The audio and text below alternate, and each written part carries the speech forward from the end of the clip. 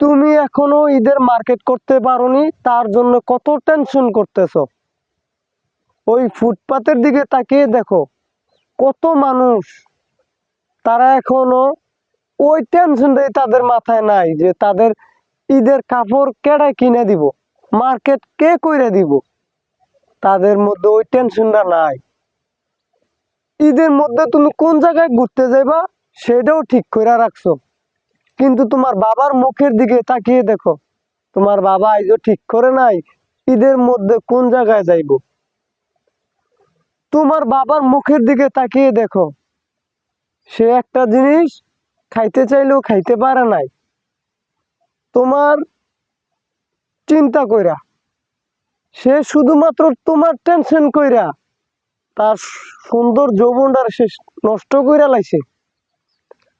তুমি ঈদে কিভাবে মার্কেট করবা সে এটা টেনশন করে, তুমি নিজে করা লাগবে না। তোমার বাবা তোমাকে কতটুক ভালোবাসে তুমি জীবনও কল্পনা করতে পারবে না। যখন তোমার বাবা এই দুনিয়া ছেড়ে অন্ধকার কবরে যাইব, তখন তুমি বুঝতে পারবা তোমার বাবা তোমার কতটুক ভালোবাসছিল।